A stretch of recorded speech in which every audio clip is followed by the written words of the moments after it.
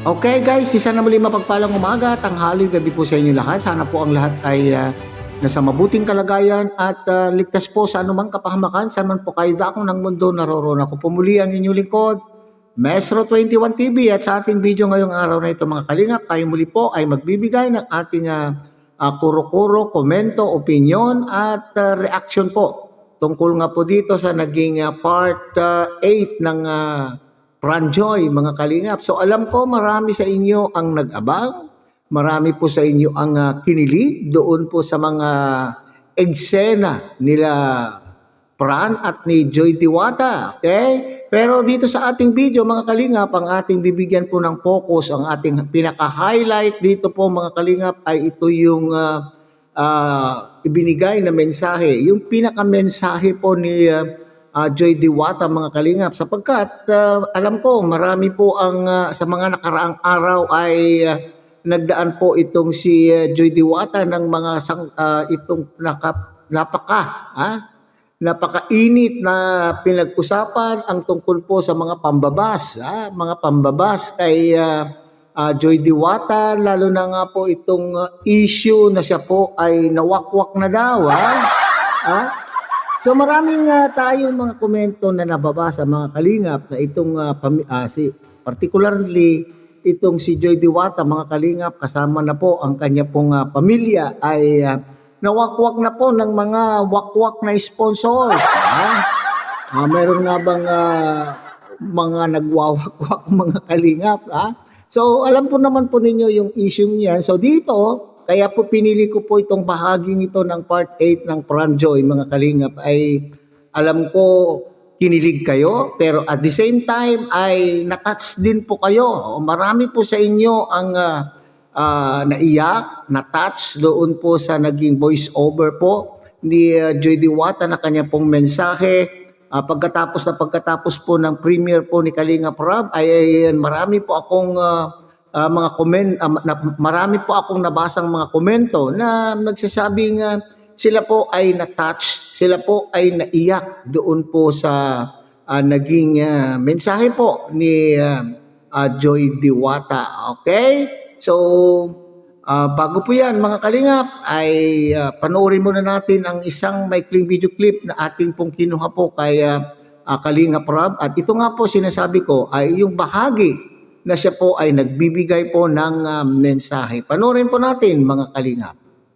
Alam nyo, mga kalingap, bihira ko man to sabihin. Pero sobra po ang pagpapasalamat ko sa inyo.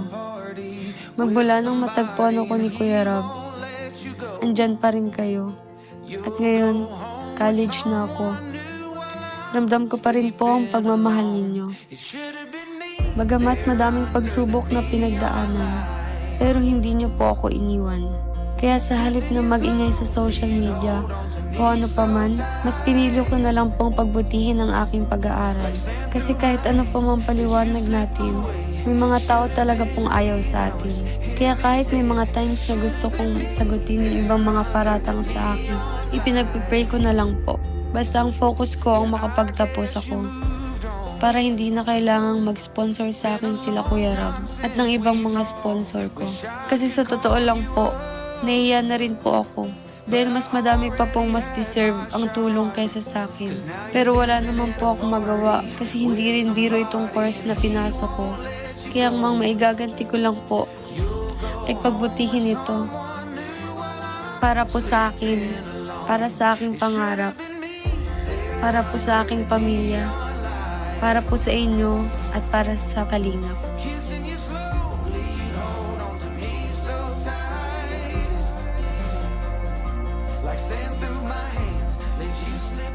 So yan, mga kalingap, so nakalagay po sa ating thumbnail, sinabi ko po dyan, Joy Diwata ay nasa kalingap pa din po ang kanya pong katapatan. Okay? Alam po natin hindi na matatawaran maski anong interview po na ginagawa po ay sa pamilya, lalo na po kay Nanay Imelda, kay Joy Diwata, mga kalingap, ay sinasabi po hindi matatawaran po yung kanila pong pagmamahal, hindi matatawaran po yung kanila pong katapatan po sa buong kalingap, kasi parati pong naririnig kay Nanay Imelda na kung hindi dahil po sa kalingap ay wala po sila ngayon sa kinalalagyan po nila or hindi po sila makikilala ng mga taong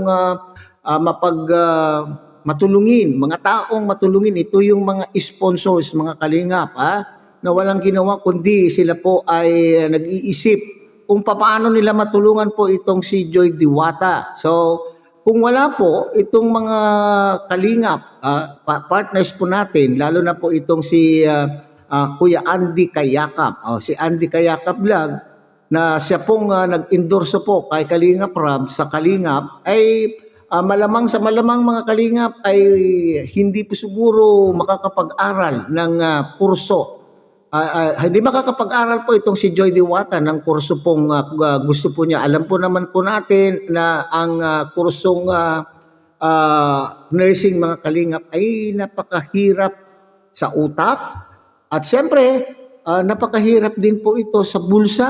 So kinakailangan po ay may pondo po ang isang magulang kapag ka ang anak po ay naghahangad na na kumuha po ng nursing. Okay? So nariyan po yung mga kaagapay na mga generous sponsor. Okay?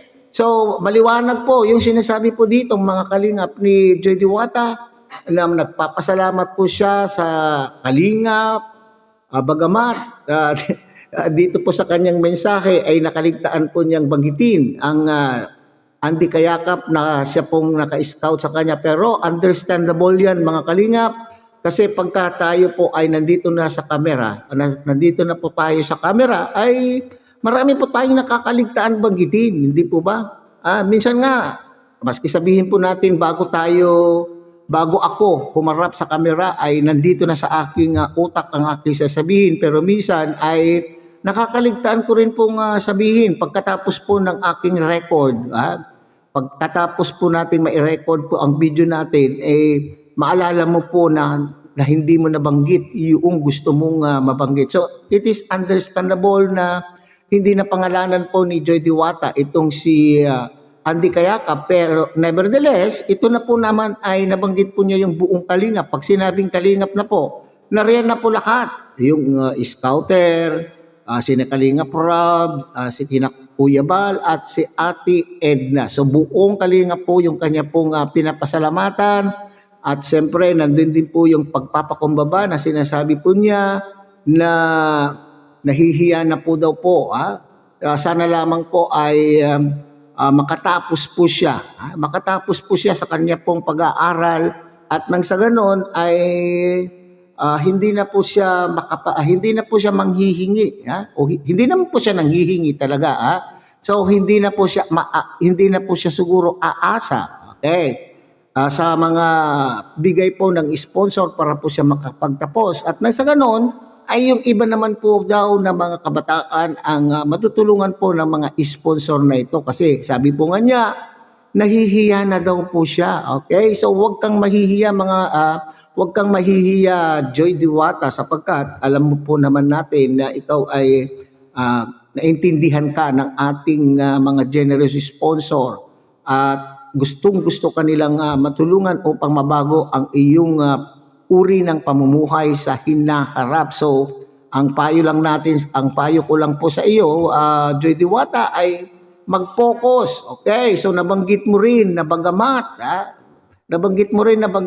ay maraming humihila sa iyo pababa, maraming umaapak sa iyo at nasaktan ka sa mga nangyari sa mga nagdaang mga araw, marami kang nabasa na nakasakit sa iyong damdamin, pero you choose to be silent. Okay? Hindi ka nagsalita, hindi ka namin nakaringgan ng pananalita na ikaw ay nagrereklamo na sa mga nababasa mong pambabas sa iyo.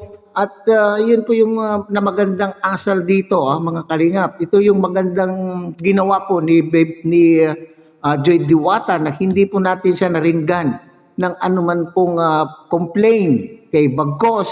Siya po ay nag-focus doon sa kanya pong pag-aaral at nakita po naman po ninyo, ayon po sa ating balibalita ay siya po ay nag-excel sa kanya pong klase at siya po ay nasa top daw po. At the same time, dahil po sa paniniwala sa iyong kakayanan, sa iyong pag-aaral ay ikaw ay nakuha. Ikaw ay nakuhang magmodelo para sa iyong para i-endorse ang inyo pong paaralan. Maganda yan na Joy Diwata na ikaw ay hindi rumesbak doon sa mga taong pilit kang ibinababa. Sabi nga po nila mga kalingap ay ang mga taong pilit ibinababa ay siya naman din po yung itinataas po ng Panginoon. So manalig ka lamang po sa Panginoon at pasasaan ba at ikaw din po ay makakaraos, ikaw din ay makakatapos para sa kapakanan ng iyong pamilya, lalo na po sa iyong ina. At siyempre, ito ay magiging pride. Magiging pride din po ng mga taong tumutulong sa iyo. Isa na po riyan po ang Kalingap community. At siyempre, huwag natin kakaligtaan mga Kalingap, ang mga sponsor po na hanggang sa dulo po ay nariyan po sila upang makatapos po ang Joy Diwata. So hanggang dito na lamang po tayo mga Kalingap. Muli tangkilikin po natin Kuya Bal Santos Matubang, Ate Edna Vlog, Kalingap Rab. At siyempre, sana po ay inyo rin pong tangkilikin ang munting channel na ito sa pamamagitan po ng pagbibigay nyo po ng like, share, and subscribe. At tuloy, pindutin na rin po ang notification bell. At nang sa ganoon, tayo pa rin po ay magkita-kita at magsama-sama sa susunod pa pong mga reaction videos na ating gagawin muli. Isang mapagpalang umaga, tanghali, gabi po sa inyong lahat. Mabuhay po kayo at God bless everyone.